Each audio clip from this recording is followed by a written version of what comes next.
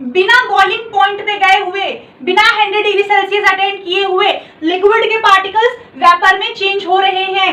तो इस फिनोमेनन को बोलते हैं इवापोरेशन। अब क्या है, फैक्टर्स अफेक्टिंग इवापोरेशन। अब ऐसे कौन कौन से फैक्टर्स हैं जो इवापोरेशन को अफेक्ट कर रहे हैं? बहुत सिंपल सी चीजें हैं, जल्दी जल्दी देख लेते हैं। पहला है an increase of surface area. इसका बेस्ट एग्जांपल मैं आपको बताऊंगी। आपने चाय देखी होगी, ठीक है? जब आप चाय पीते हो तो चाय ऐसे आपको ऐसे कप में मिलता है, ये रहा कप, यहाँ पे पकड़ने वाला होता है जिसमें आप फिंगर लगा के पकड़ते हो। इसके नीचे आपको एक प्लेट दी जाती है, चाय आपको एक प्लेट में दी जाती है जिसको बोलते हैं सॉसर, ठीक है? अब कुछ लोग क्या होते हैं, गरम गरम चाय इस कप से पी जाते हैं, उनको कोई दिक्कत नहीं होती। लेकिन कुछ लोग ऐसे होते हैं जिनको चाय गरम नहीं पसंद होता, वो ठंडा करके पीते हैं। तो वो इस चाय को, जिसमें जो चाय है, गरम गरम सी चाय है, वो इस चाय को इस सॉसर में डालकर फिर पीते हैं। ऐसा क्यों करते हैं? ऐसा क्यों करते हैं? इस चाय को इस प्लेट में डाल के क्यों कोई पीता है जब आपको कप दी जा रही है? ऐसा इसलिए करते हैं क्योंकि ये जो कप है इसका सरफेस एरिया देखो, इसका सरफेस एरिया देखो कितना कम है, और इस प्लेट का सरफेस एरिया देखो कितना ज्यादा है। अगर सरफेस एरिया ज्यादा होगा, ये सरफेस एरिया ज्यादा होगा, तो सरफेस एरिया ज्यादा होगा तो इवापोरेशन जो होगा वो भी ज्यादा होगा। डायरेक्टली प्रोपोर्शनल है। डायरेक्टली प्रोपोर्शनल का मतलब आपको पता ही होगा, मतलब कि अगर सरफेस एरिया ज्यादा है तो इवापोरेशन भी ज्यादा होगा। कप का सरफेस एरिया कम है इसलिए चाय उसमें जल्दी ठंडी नहीं हो पाती है, लेकिन यहाँ पे सरफेस एरिया ज्यादा है प्लेट का, तो इसमें जो लिक्विड है, जो चाय है, वो जल्दी से वेपर बनेगी, वो जल्दी से क्या होगा, ठंडी हो जाएगी। उसकी जो गर्माहट है वो जल्दी से चली जाएगी और जल्दी से ठंडी हो जाएगी। इसलिए लोग प्लेट में पीना ज्यादा प्रेफर करते हैं जिनको ठंडी चाय पसंद है। फिर क्या है, इसका एग्जांपल है, for example while putting clothes for drawing up, you spread them out and, ठीक है? मतलब अब देखो, आप कपड़े डालते हो, ये रही घर की रस्सी, छत की रस्सी, यहाँ पे आपने एक टी शर्ट डाली सूखने के लिए, यहाँ पे भी आपने कपड़ा डाला सूखने के लिए, ठीक है? यहाँ पे आपने एक चिमटी लगा दी, दो चिमटी लग गई सारे कपड़ों में। अब आप इस कपड़े को ऐसे क्यों डाल रहे हो, पूरा एकदम अच्छे से फैला फैला के क्यों डालते हो? आप चाहो तो ऐसे भी, तो सिर्फ ऐसा धुला, ऐसे डाल के इस पे सिंपल सा रख दिया, ठीक? हमने इसको नहीं फैलाया, मैंने नहीं फैलाया कपड़े को, मैंने सिंपल ऐसे धुला, पानी से निकाला, इसको ऐसे पानी उसका निकाल के ऐसे सिंपल रस्सी पे डाल दिया। अब क्या होगा, इसका सरफेस एरिया देखो और इसका सरफेस एरिया देखो, किसका सरफेस एरिया ज्यादा है? इसका सरफेस एरिया ज्यादा है ना। हम कपड़े को अच्छे से फैला के डाल रहे हैं तो उसको ज्यादा सरफेस एरिया मिल रहा है। अगर ज्यादा सरफेस एरिया मिल रहा है तो इवापोरेशन ज्यादा होगा, ये कपड़ा जल्दी सूखेगा और ये कपड़ा देर से सूखेगा, इसलिए कपड़े को अच्छे से फैला के सुखाया जाता है। अब नेक्स्ट पढ़ो, क्या है, an increase of temperature. Temperature बढ़ाने से भी इफेक्ट होता है इवापोरेशन का। कैसे? With the increase of temperature more number of particles get enough kinetic energy to go into vapour state. जब आप टेम्परेचर को बढ़ा दोगे तो ऑफ कोर्स पार्टिकल्स के पास ज्यादा काइनेटिक एनर्जी आएगी, और ज्यादा काइनेटिक एनर्जी आएगी तो रैंडम मोशन करके वो जल्दी से इवापोरेशन में चले जाएंगे, जल्दी से वेपर फॉर्म कर लेंगे। सेकेंड पॉइंट बस यही है। थर्ड पॉइंट क्या है, a decrease in humidity. Humidity क्या है, हमारे एटमॉस्फेयर में कितने वाटर के ड्रॉपलेट्स हैं? अभी आप यहाँ पे जो एटमॉस्फेयर है, यहाँ पे कुछ वाटर के ड्रॉपलेट्स होंगे, वाटर के ड्रॉपलेट्स ज्यादा हुए, ज्यादा ह्यूमिडिटी है, कम हुए, कम ह्यूमिडिटी है, ठीक है?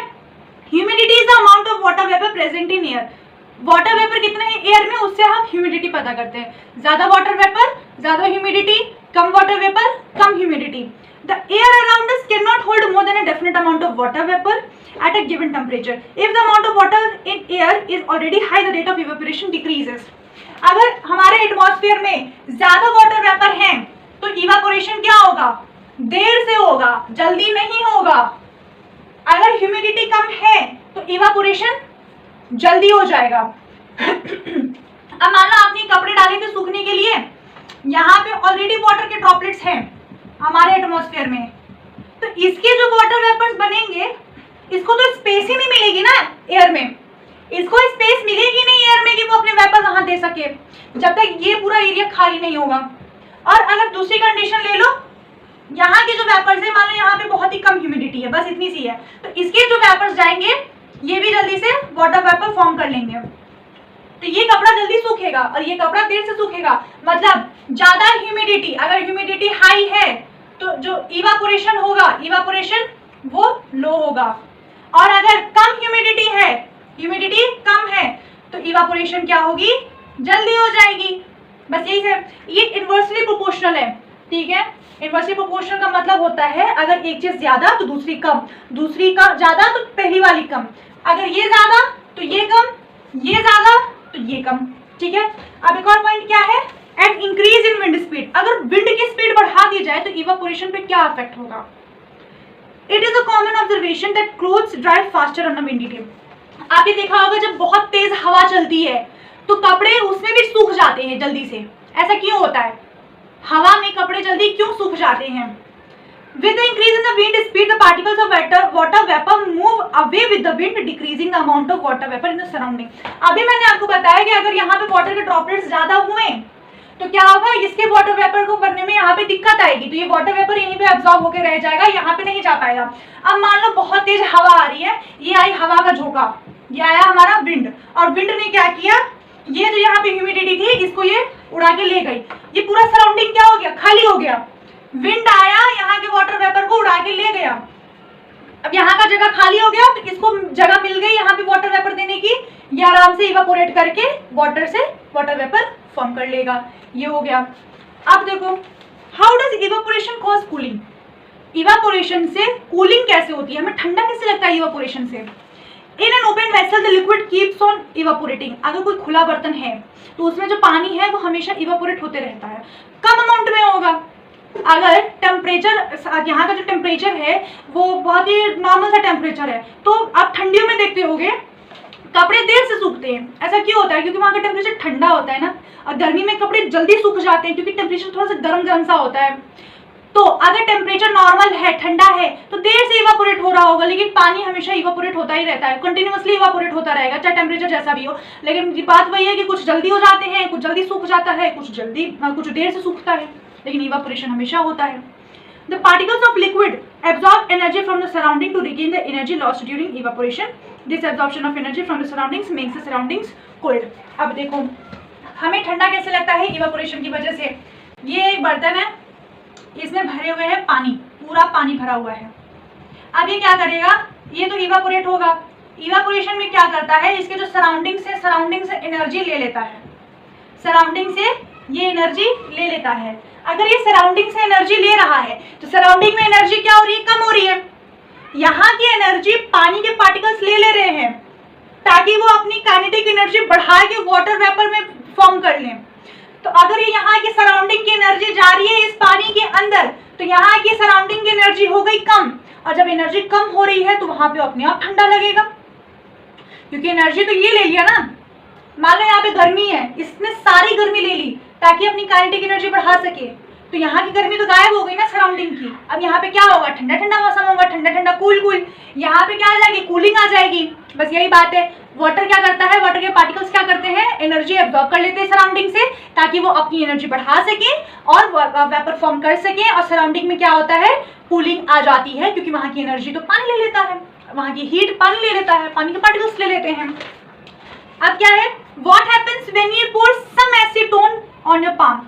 आपके नेल पॉलिश रिमूवल देखा होगा, ये जो नेल्स में नेल पेंट लगी हुई होती है, मेरे नहीं लगी है, नेल पेंट जब लगी होती है तो उसको रिमूव करने के लिए हम लोग नेल पॉलिश रिमूवल लेते हैं। उसमें क्या होता है, उसमें होता है एसीटोन। क्या होता है, एसीटोन, ये कंपाउंड है।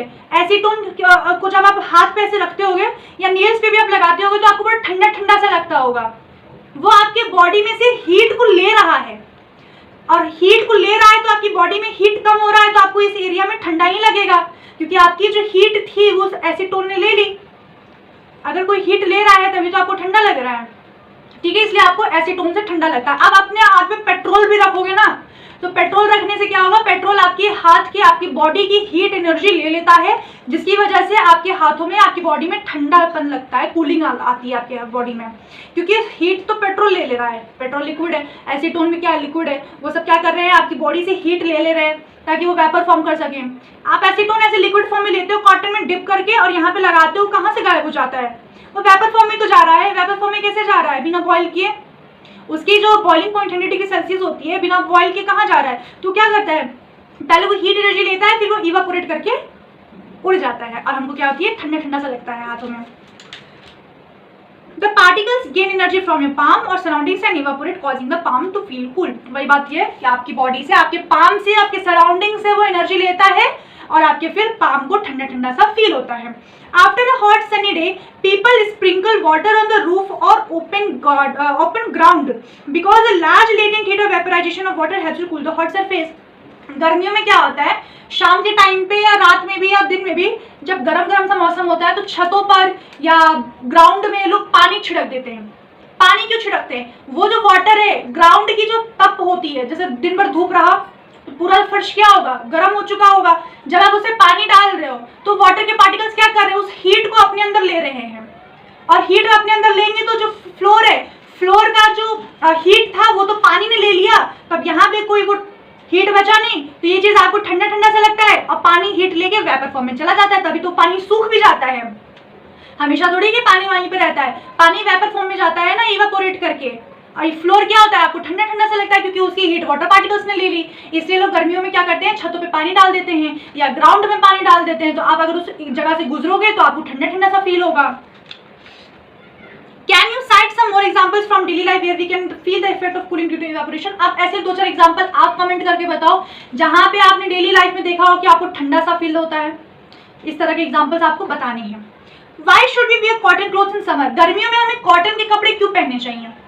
कॉटन के कपड़े हम गर्मियों में कॉटन के कपड़े क्यों पहनते हैं? हम वुलन कपड़े ठंडी में क्यों पहनते हैं? हम गर्मी में भी वुलन कपड़े क्यों नहीं पहनते?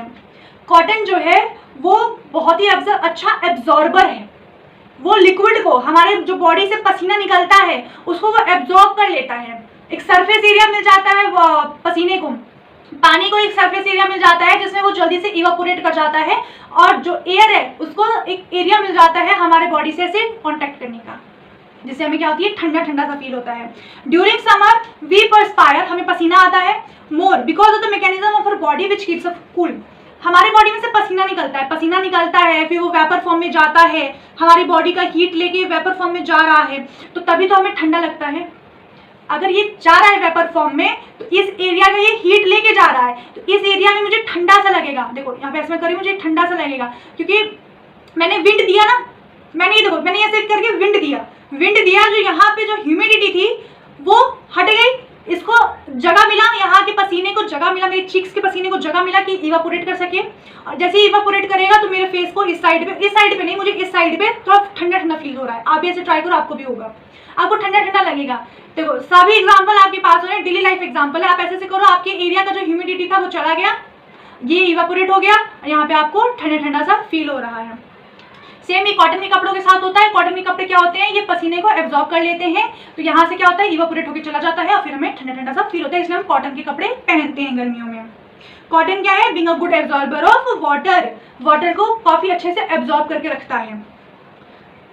फिर why do we see water droplets on the outer surface of a glass containing ice cold water? तो आपने एक ग्लास लिया है, उसमें ठंडा ठंडा सा पानी है, बर्फ डाला हुआ पानी है, या ठंडा भी पानी आप ले लो, बर्फ अगर नहीं भी डाला हो तो बर्फ, मान लो बर्फ भी है, ठंडा पानी भी है। कुछ देर बाद आप जब उसको छोड़ के रखते हो, आप देखते हो उस ग्लास के बाहर में वाटर के ड्रॉपलेट्स आ जाते हैं। वाटर के ड्रॉपलेट्स कैसे आते हैं, जो सराउंडिंग के गैस के पार्टिकल्स थे वो उस वाटर के पार्टिकल्स के साथ कांटेक्ट में आते हैं, और वो गैस का पार्टिकल अपनी एनर्जी लूज कर देता है। अभी तक क्या कर रहा था, पानी जो था, जो वाटर के ड्रॉपलेट्स थे, वो एनर्जी गेन कर रहे थे। अब क्या हो रहा है, गैस के पार्टिकल्स अपनी एनर्जी लूज कर रहे हैं, एनर्जी दे रहे हैं। जब एनर्जी देंगे तो गैस से लिक्विड बनेगा ना। अभी तक एनर्जी लेकर फोर्सेस ऑफ अट्रैक्शन को ओवरकम करके लिक्विड गैस बन रहे थे, अब गैस अपनी एनर्जी देकर, फोर्सेस ऑफ अट्रैक्शन का यहाँ कोई काम नहीं, वापस से वो लिक्विड फॉर्म बनकर वाटर के ड्रॉपलेट्स फॉर्म में ग्लास के चारों तरफ हमें दिखता है। इसलिए हमें ठंडे ठंडे ग्लास के बाहर में वाटर ड्रॉपलेट्स दिखने को मिलते हैं। सराउंडिंग की गैस के पार्टिकल्स अपनी एनर्जी लूज करके वाटर के ड्रॉपलेट्स फॉर्म में आ जाते हैं। The water vapor present in air on coming in contact with a cold glass of water loses energy and gets converted to liquid state. वो gas से liquid state में आ जाता है, which we see as water droplets. तो यहीं पे आपका chapter 1 होता है खत्म, matter in our surroundings. Finally ये चैप्टर आपका खत्म हुआ। अगर आपको कोई भी डाउट हो आप कमेंट में पूछना, एक मैं अलग से डाउट सेशन का भी वीडियो बनाऊंगी अगर ज़्यादा डाउट्स हुए आपको तो, वरना मैं आपको कमेंट में ही सॉल्व करके बता सकती हूँ। शॉर्ट वीडियो भी बना दूंगी, और कमेंट करके बताना कि आपको चैप्टर मेरे से समझ के कैसा लगा, आपको टोटली समझ में आया या नहीं आया, या कुछ ऐसे पॉइंट्स है जो मुझे और क्लियरली बताने चाहिए, सब कुछ आप कमेंट में बताना। फिर मिलते हैं नेक्स्ट वीडियो में, तब तक के लिए अच्छे से पढ़ते रहो। राधे राधे।